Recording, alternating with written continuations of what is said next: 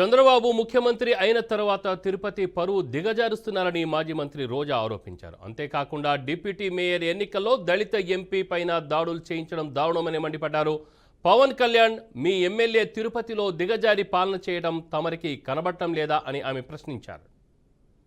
ప్రభుత్వంలో చంద్రబాబు నాయుడు గారు ముఖ్యమంత్రి అయిన రోజు నుంచి తిరుపతి పరువు ప్రతిష్ట ఎలా దిగజారుస్తున్నారో లడ్డూ విషయంలో చూసాం. మొన్న మనుషులు చనిపోయిన విషయం మనం చూసాం.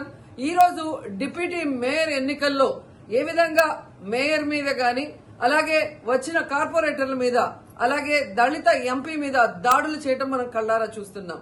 ఒకవైపు వైఎస్ఆర్సీపీ నాయకులు మాకు అవసరం లేదంటూనే చంద్రబాబు నాయుడు లోకేష్, మరోవైపు తమ నాయకులతో ఏ విధంగా కార్పొరేట్ల మీద బస్సు మీద అలాగే మేయర్ మీద ఎంపీ గారి మీద దాడి చేశారు, రాళ్లతో కొట్టారు, బూతులు తిట్టారు, కొంతమందిని కిడ్నాప్ చేసి తీసుకెళ్లడం మనం కళ్ళారా చూస్తున్నాం. ఇవన్నీ కూడా పోలీసులు చూస్తుండగానే వాళ్ళ ప్రేక్షక పాత్ర వహించినప్పుడే జరగటం అనేది ఈ రాష్ట్రంలో లా అండ్ ఆర్డర్ ఎంత ఘోరంగా ఫెయిల్యూర్ అయిందో మనకు అర్థమవుతుంది. అండ్ పవన్ కళ్యాణ్ గారు మీ ఎమ్మెల్యే, జనసేన ఎమ్మెల్యే తిరుపతిలో ఎంత దిగజారిపోయి ఈ రోజు కార్పొరేటర్ని కిడ్నాప్ చేస్తున్నారో ఒకసారి గమనించండి. నిజంగా మీరు చెప్పుకున్నట్టు చంద్రబాబు నాయుడు, లోకేష్, పవన్ కళ్యాణ్ మాకు 93% సీట్స్ వచ్చినాయి మొన్న ఎమ్మెల్యే ఎంపీ ఎలక్షన్ లో అన్నారు. మీది ఈవీఎం గెలుపు అని అందరూ కూడా అనుకున్నారు. అదే నిజం అనేది ఇక్కడ మళ్లీ ప్రూవ్ అయింది.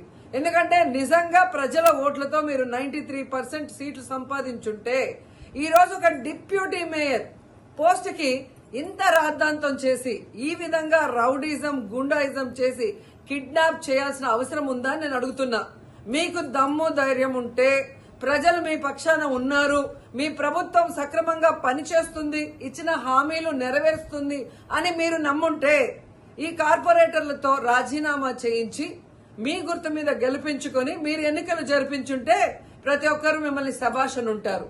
కానీ ఇక్కడ జరిగే ఒక డిప్యూటీ మేయర్ ఎన్నికలకే ఈ విధంగా ఒక మహిళని చూడకుండా మేయర్ ని ఏ విధంగా హ్యూమిలేట్ చేస్తున్నారు, ఆమె మీద దాడి చేస్తున్నారు. అలాగే ఒక దళిత ఎంపీ గురుమూర్తి గారి మీద ఎలా బూతులతో తిట్టి దాడి చేస్తున్నారో టీవీలో అందరూ గమనిస్తున్నారు. సో మీరు ఫెయిల్యూర్ అయ్యారు.